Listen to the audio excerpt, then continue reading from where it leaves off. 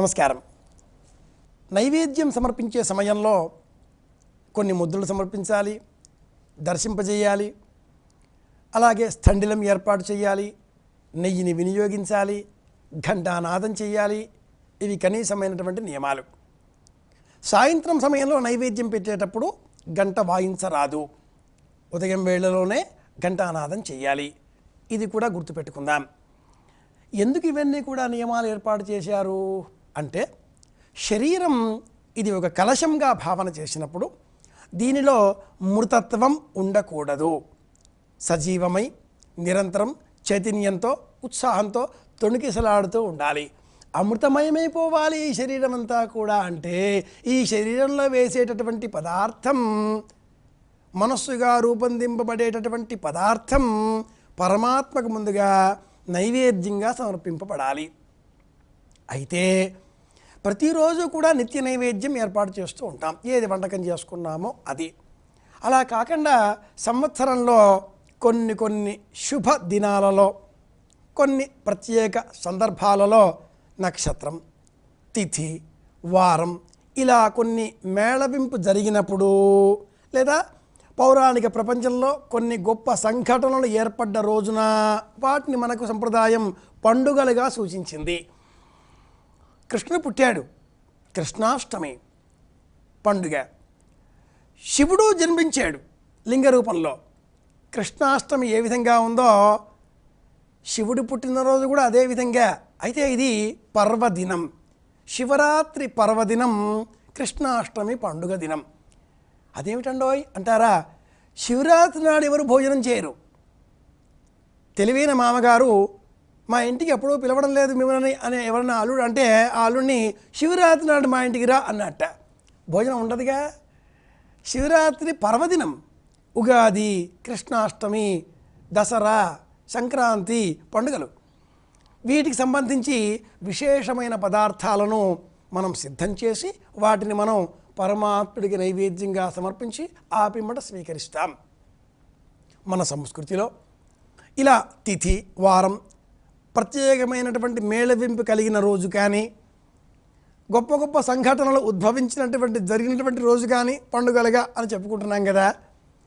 మన ఈ రకమైనటువంటి కాల నిర్ణయ చంద్రికలో, కాల ప్రణాళికలో ఉగాది మొదలు హోళిక వరకు పండుగలన్నీ చూసుకుంటే సంప్రదాయం ఎలా వర్ణించింది? పాడ్యమి, సంవత్సరాది పాడ్యమి, విధియ, భాను విధియ, తదియ, అక్షతదియ, చవితి, వినాయక చవితి, పంచమి, నాగ పంచమి, షష్ఠి, సుబ్రహ్మణ్య షష్ఠి, సప్తమి, రథ సప్తమి, అష్టమి, గోకులాష్టమి, కృష్ణాష్టమి, నవమి, శ్రీరామ నవమి, దశమి, విజయదశమి, దసరా పండుగ, ఏకాదశి, భీష్మ ఏకాదశి, ద్వాదశి, చిలుకు ద్వాదశి, త్రయోదశి, శని త్రయోదశి, చతుర్దశి, అనంత పద్మనాభ చతుర్దశి, పున్నమ, వ్యాస పున్నమ. మన సంప్రదాయం ఎలా చెప్పిందండోయ్ అంటే, అమావాస్య కూడా పండుగ. అమావాస్య, దీపావళి, అమావాస్య, ప్రతిరోజు పండుగ. ప్రతిరోజు పంచపక్ష పరమాన్నాలు షడ్రసోపేతంగా చూసుకొని తింటామా? కాదుగా. కనుక వీటిలో మళ్ళీ ఏదైనా అపూర్వమైనటువంటి సంఘటనలు జరిగి ఉండాలి. పాడ్యమి ఒక తిథి, ఇది నెలలో 2 సార్లు వస్తుంది, శుక్లపక్షం, కృష్ణపక్షం. కానీ ఈ పాడ్యమి చైత్రమాసంలో శుక్లపక్షంలో వచ్చినప్పుడు మాత్రమే ఉగాది అని మనం చేస్తున్నాం. ఆ రోజున పులుపు, తీపి, కారం, చేదు, వగరు అనే పంచరుచులను మేళవించి షడ్రుచులుగా ఉప్పు కూడా కలుపుకొని ఉగాది పచ్చడిని సిద్ధం చేసి దీనినే మనం కాలస్వరూపుడైనటువంటి బ్రహ్మదేవుడికి ఉగాది నాడు నైవేద్యంగా సమర్పిస్తాం. ఉగాది నాడు అర్చించవలసిన దైవం బ్రహ్మదేవుడు, సమర్పించవలసిన నైవేద్యం ఉగాది పచ్చడి. ఒక ఉగాది పచ్చడి నైవేద్యంగా సమర్పిస్తామా? మిగతా వంటకాలు ఆ రోజున ఏం చేసుకుంటామో అన్నింటినీ నైవేద్యంగా సమర్పిస్తాం. కానీ మొదటి యామములో ఆ రోజున 6 నుంచి 9 వరకు ఉండే సమయానికి మొదటి యామము అని పేరు. ఆ యామములో మట్టుకు ఉగాది పచ్చడే నైవేద్యంగా సమర్పించాలి, దాన్నే మనం ప్రసాదంగా స్వీకరించాలి. ఉగాది పచ్చడి ఆ రోజున స్నానం చేసిన తర్వాత నాలుక మీద పడేటటువంటి మొట్టమొదటి పదార్థం ఉగాది పచ్చడి. ఈ క్రమంలో మనకు తర్వాత వచ్చేటటువంటి పండగ శ్రీరామ నవమి. ఆ కాలానికి ఎండలు బాగా ముదురుతూ ఉంటాయి. మనకు శరీరానికి చలవ చేసేటటువంటి గుణం గల పదార్థాలు కావాలి. అది పెసరపప్పు, బెల్లం. కనుక బెల్లం పదార్థంగా ఉండేటటువంటి బెల్లం పానకం, పెసరపప్పు నానబెట్టి బెల్లం వడపప్పు, లేదా పెసరపప్పు నానబెట్టి బెల్లం వడపప్పు, ఇలా వడపప్పు పానకం రామనవమి నాడు నైవేద్యం. అది మరీ మన శరీరంలో శైత్య ప్రకోపం కల్పించకుండా ఉండే నిమిత్తమై దాంట్లో మిరియాలు కొంచెం కొట్టేసేయాలి. గమనించారా? సనాతన భారతీయ నైవేద్యాలలో ఎక్కడా కూడా పచ్చిమిరపకాయలు వాడరు, వాడకూడదు. తిరుపతిలో కూడా ఈనాటికి అప్పాలు, వడలు నైవేద్యంగా సిద్ధం చేస్తే వాటిలో కారం అనే రుచిని మేళవించే నిమిత్తమే మిరియాల పొడి మాత్రమే కలుపుతారు. పచ్చిమిరపకాయలు కలపకూడదు. మన దేశానికి పచ్చిమిరపకాయలు ఈ దేశం వంటకం కాదది, ఈ దేశం పదార్థం కాదు. పోర్చుగీస్ వాళ్ళు, డచ్ పీపుల్ అంటాం మనం, ఫ్రెంచ్ వాళ్ళు తెచ్చింది ఈ పచ్చిమిరపకాయ కాబట్టి దాని సంప్రదాయం మనది కాదు అని వదిలేసింది. కనుక రెండవ పండగ కాల ఋతుధర్మాలకు అనుగుణంగా రామనవమి నాడు మనం అలా వడపప్పు పానకం తీసుకుంటాం. వ్యాస పున్నమ ఆ రోజున మనం పాలు, అటుకులు నైవేద్యంగా సమర్పించాలి. ఎందుకని? మనలో సత్వగుణం వృద్ధి పొందింపబడాలి, జ్ఞానం వృద్ధి పొందింపబడాలి. ఇలా చూసుకుంటే క్రమంగా వచ్చే ఆ తర్వాతి పండుగలలో ఆషాఢ మాసానికి వచ్చేసరికి గ్రామ సంప్రదాయాలు, గ్రామస్తుల బలులు లేదా మాంసాహారాదులు ఇవి నైవేద్యాలుగా సమర్పిస్తూ ఉంటాం మనం. నూకాలమ్మ, చెంగాళమ్మ, తిరుపతమ్మ, పోచమ్మ, మరిడమ్మ, ఎల్లమ్మ, ఇలా ఏ నామంతో పిలిచిన మాంకాళమ్మ, పెద్దమ్మ, ఏ పేరుతో పిలిచిన ఎల్లమ్మ, మల్లమ్మ, ఇవన్నీ కూడా గిరిజనులు, గ్రామ దేవతలకు సంబంధించినటువంటి గ్రామ స్వరూపాలకు సంబంధించినటువంటి భావనలు. ఇక్కడ మనం మాంసాహారాదులను నైవేద్యంగా సమర్పిస్తూ ఉండడం గమనిస్తూ ఉంటాం. కారణం ఏమిటి అంటే ఇక్కడ ఋతుధర్మంలో కార్తె సూర్యనారాయణ సంచారానికి అనుగుణంగా మృగశిర కార్తె, ఆ పిమ్మట రోహిణి కార్తె, ఇలా 2 కార్తెలు వస్తాయి. మృగశిర కార్తె వచ్చేటప్పటికీ శరీరంలో అత్యుష్ణం చేరి ఉంటుంది. ఒక్కసారి వర్షాలు పడతాయి. ఈ ఒకేసారిగా అతిశైత్యము, అతి ఉష్ణము రెండింటి మధ్య శరీరం శిథిలమవుతుంది. కాబట్టి కాకుండా ఉండే నిమిత్తమై మాంసాహారులు చేపలను తింటారు ఆ రోజున. అది మృగశిర కార్తె. సాత్వికాహారులు, శాకాహారం భుజించేటటువంటి వాళ్ళు ఆ రోజున ఇంగువ, బెల్లం కలిపి ఆ ఉండను ఆహారంగా స్వీకరిస్తారు. ఎప్పుడు గుర్తుపెట్టుకున్నామండి, ఏది ఆహారమైనా కూడా దానిని ముందు మనం పరమాత్మకి నైవేద్యంగా సమర్పించినాకే తీసుకోవాలి. కనుక ఇది నైవేద్యం. ఇక్కడ మాంసాహారం కూడా నైవేద్యంగా సమర్పించవచ్చునా అంటే బలి రూపంలో సమర్పిస్తున్నారు. అమ్మవారికి కూడా తెల్ల అన్నం, చింతపండు పులుసు వీటినే నైవేద్యంగా సమర్పించాలి. మేకలు, కోళ్ళు అంటే గొర్రె పొట్టేళ్ళు, కోడి పుంజులు వీటిని మనం నైవేద్యంగా చూపరు, బలిగా చూపిస్తారు. బలిగా చూపించి ఆ పిమ్మట వాటిని ఖండించి పదార్థాన్ని ఇష్టైస్సహ భుజ్యతాం అన్న సూత్రానికి అనుగుణంగా అందరూ భుజిస్తారు. ఇక్కడ మళ్ళీ కొన్ని సంప్రదాయాలు ఉన్నాయండోయ్, స్థానికమైన సంప్రదాయాలు. తండిగా అంటారు కొన్ని ప్రాంతాలలో. ఇళ్ళు కట్టుకున్నప్పుడు ఆ ఇంటికి గృహశాంతి చెయ్యాలి, ఒక గొర్రె పొట్టోలని బలి ఇస్తారు. ఇచ్చి ఆ ఇంటిల్లిపాది, ఆ నిర్మాణానికై సహకరించినటువంటి కూలీల వాండ్రు అందరూ కూడా ఆ పదార్థాన్ని తిని ఆ పదార్థానికి మిగిలినటువంటి అవశేషాలు, బొమికలు, ఈకలు, రెక్కలు, డెక్కలు అన్నింటినీ కూడా ఆ ఇంట్లోనే నైరుతి దిగ్భాగంలో గుంత తీసి మూత పెట్టేస్తారు, పూర్తి చేస్తారు. ఆ ఇల్లు దాటి ఆ పదార్థం బయటికి వెళ్ళకూడదు. ఇది తండిగా అని చేస్తూ ఉంటారు కొన్ని ప్రాంతాలలో. కశ్మీరాది ప్రాంతాల్లో కూడా ఇలాంటి ఆచారాలు చాలా ఉన్నాయండి. మాంసాహార సంబంధిత ఆచారాలు ఇవన్నీ కూడా స్థానికమైనటువంటి, ప్రాంతీయమైనటువంటి ఆచారాలకు అనుగుణంగా ఉంటాయి. ఇవన్నీ కూడా నైవేద్యాలే. మనలో ఉండేటటువంటి రాజస, తామసిక గుణాలను ఇలాంటి పదార్థాలు పెంచి పోషిస్తాయి. ఆ పిమ్మట వచ్చేది శ్రావణ మాసం, నాగుల పంచమి. ఈ పండుగ రోజున మనం సామాన్యంగా బియ్యం చలిమిడి అంటారు, లేదా నువ్వులో ఉండతో చలిమిడి అంటారు. ఇక్కడ ఉడకబెట్టకుండా పదార్థాన్ని సిద్ధం చేసి నైవేద్యంగా సమర్పించాలి. కాలంలో వచ్చిన ఋతుమార్పులకు అనుగుణంగా మన దేహంలో వచ్చేటటువంటి మార్పులు మన దేహానికి కష్టం కలిగించకుండా ఆరోగ్యం పెంపొందింపబడే విధంగా ఈ పదార్థాలు ఉంటాయి కనుక చలిమిడి నాగుల పంచమి, పౌర్ణిమ రక్షాబంధనం, ఆ రోజున నాగ బలి అనేటటువంటి సంప్రదాయం ఒకనాటి కాలంలో ఉండేది. ఆ రోజున జొన్న పేలాలని వరి పేలాలని నైవేద్యంగా సమర్పించేవారు. క్రమేణా ఈనాటి కాలంలో పండగ అంటే మధుర పదార్థాలు పాయసం అన్నీ చేసేసుకుంటున్నారు, అన్నీ చేస్తారు. ఆ తర్వాత వచ్చేటటువంటి పండగ వినాయక చవితి. ఈ వినాయక చవితికి చలిమిడి లాంటి మరొక పదార్థం సిద్ధం చేస్తారు, ఇది ఉడకబెడతారు. చప్పిడి కుడుములు, ఉప్పు లేకుండా వరిపిండిని పాలతో తడిపి ఆవిరిపైన ఉడికిస్తే ఆవిరి కుడుములు, చప్పటి కుడుములు. మనలో 3 ప్రకృతులు ఉంటాయి. ఈ మూడింటిని సమానమైన స్థితిలో ఉంచేటటువంటి శక్తి ఈ చలిమిడి లాంటి పదార్థం మరొక విధంగా ఆవిరిపై ఉడికించేటువంటి ఆవిరి కుడుములకు.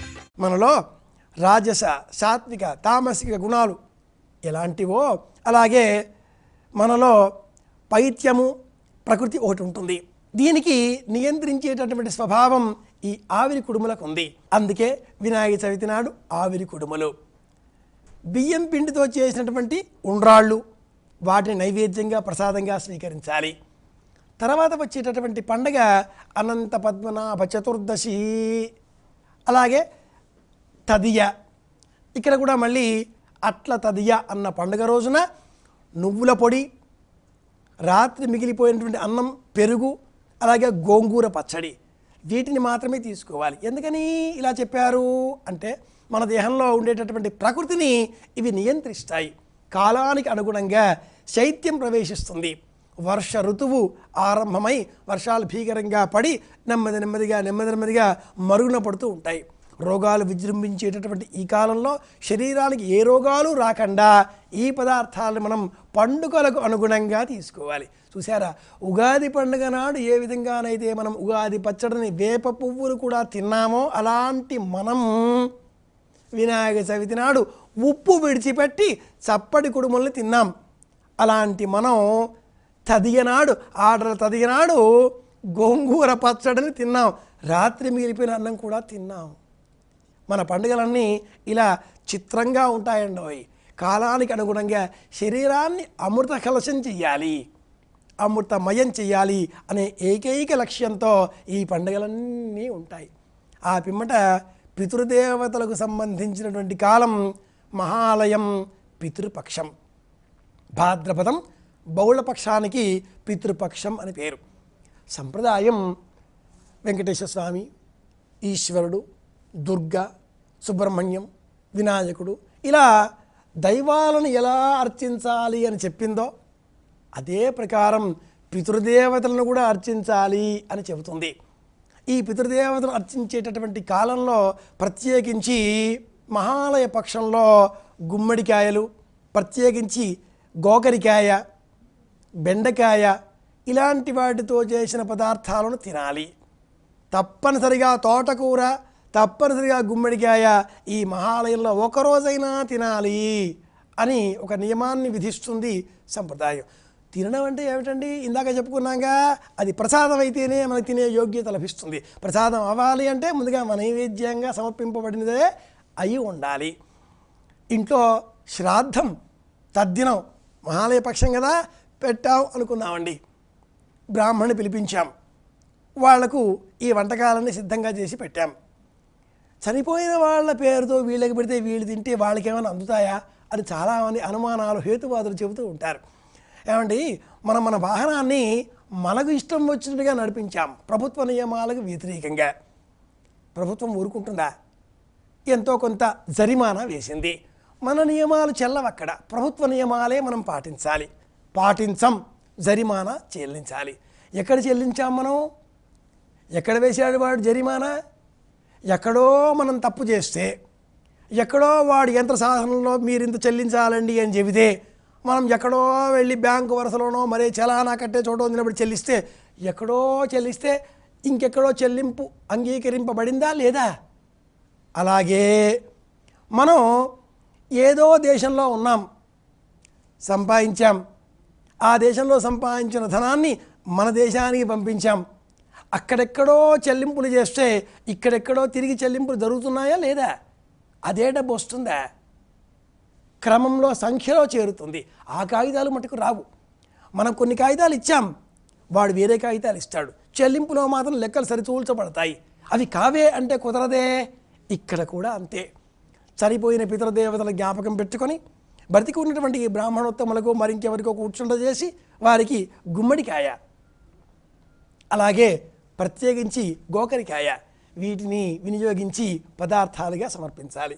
వీటి వల్ల మన దేహంలో నంజు అనే పదార్థం తగ్గుతుంది, శరీరం సమతౌల్యాన్ని పొందుతుంది, ఆరోగ్యాన్ని చేకూర్చుకుంటుంది. ఆ పిమ్మట వచ్చేటటువంటి పండగ దసరా పండగ, సరదాల పండగ. ఈ దసరా పండగకి సంబంధించి మనం ఏం చేస్తున్నాం? మళ్ళీ అనేక రకాలైనటువంటి బియ్యంతో కూడుకున్న పదార్థాలను నైవేద్యాలుగా సమర్పిస్తాం. 9 రోజులు నవవిధ నైవేద్యాలు అమ్మవారికి ప్రీతికరంగా.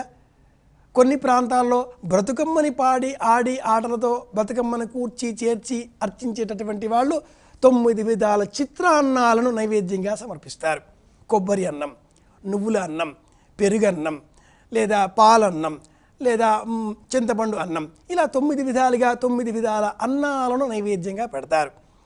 సప్తశతీ మార్గంలో నవదుర్గల ఆకారంలో అమ్మవారిని స్తోత్రం చేసేటటువంటి వాళ్ళు రోజుకు 1 చొప్పున జిలేబీలు, లడ్డూలు, అరిసెలు, బూందీ, కారం లడ్డు ఇటువంటి పదార్థాలని ఆయా రోజులకు అనుగుణంగా మాషాన్నము ఒక రోజున, చిత్రాన్నం ఒక రోజున, రోజుకు 1 చొప్పున నైవేద్యాలు పెడతారు. వీటిని అన్న రూపంలో మనం గమనించాలి. అన్నింటికీ కూడా ఆ దసరా కాలంలో ఆశ్వీజ మాసంలో బియ్యమే ప్రధానంగా ఉండేటటువంటి నైవేద్యాలు అవి. ఎందుకు? చంద్రుడు ప్రధానంగా మనం ఆ దసరా పండుగలని నిర్వహించుకుంటూ ఉంటాం. ఆ రోజులలో మనం శ్రవణ నక్షత్రం, హస్త నక్షత్రం, వీటికి సంబంధించి రోహిణి నక్షత్రం, 3టికి సంబంధించి ఈ పండుగ ముడిపడి ఉంటుంది. ఈ 3 చంద్ర నక్షత్రాలు. అన్నం చంద్రుడికి సంబంధించిన, అంటే అన్నం అంటే బియ్యం, చంద్రుడికి సంబంధించిన ధాన్య విశేషం కనుక దసరా పండుగ కాలాలలో అన్నమే, బియ్యమే ప్రధానంగా నైవేద్యంగా మనం స్వీకరిస్తాం. ప్రత్యేకించి ఆ రోజులలో అన్నాన్ని వినియోగించేసేటువంటి నైవేద్యం స్వీకరించినందువల్ల ఈ దేహానికి మానసిక ప్రశాంతత, స్థిరత్వం, బరువు చేకూరుతుంది. ఇలా ఆశ్వీజ మాసం గడిచిన పిమ్మట కార్తీక మాసం ప్రవేశిస్తుంది. ఉసిరికాయ తప్పనిసరిగా నైవేద్యంగా స్వీకరించాలి.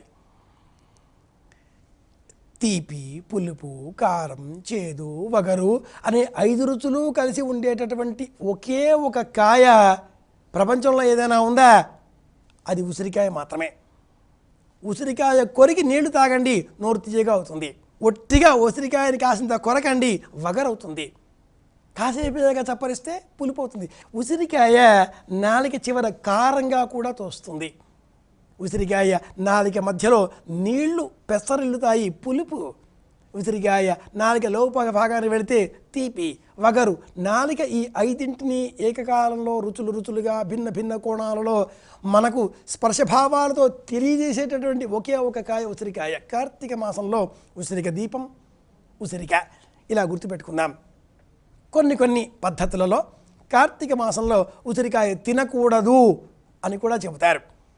నిర్ణయ సింధు, ధర్మ ప్రవృత్తి లాంటి గ్రంథాలు ప్రత్యేకించి 4 నెలలుగా మనం పాటించేటటువంటి చాతుర్మాస్య వ్రత దీక్షలు ఒకవేళ పాటించినట్లయితే అందులో భాగంగా కార్తీక మాసంలో వంకాయ, గుమ్మడికాయ, ఉసిరికాయ, నంజు పదార్థాలు వీటిని తినకూడదు అని ఆ చాతుర్మాస్య వ్రత దీక్షలలో భాగంగా చెబుతుంది. మళ్ళీ చెప్పుకున్నామండి, ఏం తిన్నా అది ప్రసాదం, ముందు నైవేద్యం అయి ఉండాలి.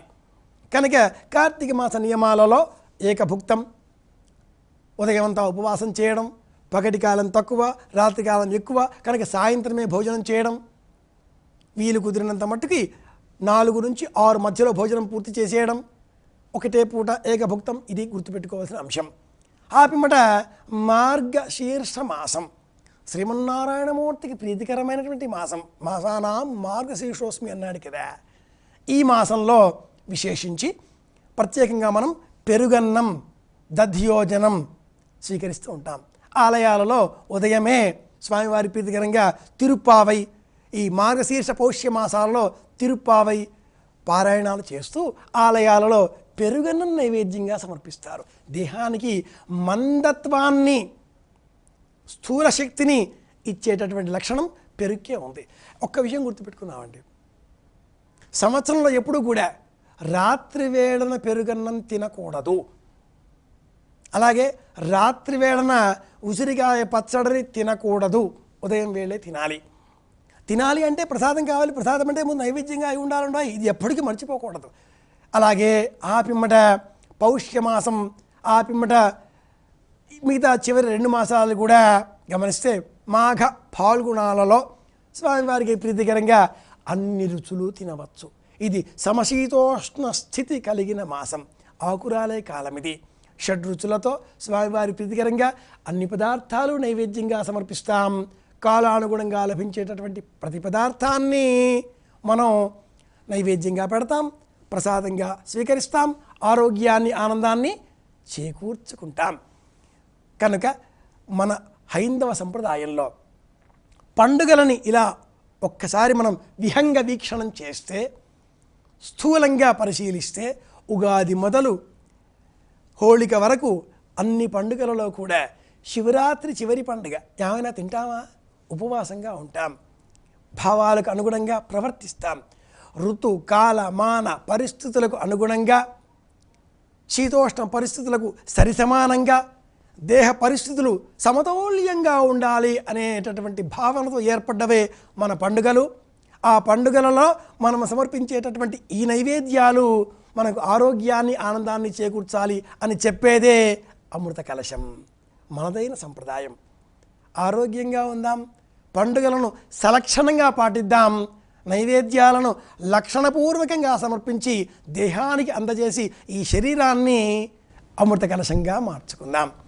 అందరికీ ఆనందం కలగాలి అని కోరుకుంటూ శుభమస్తు.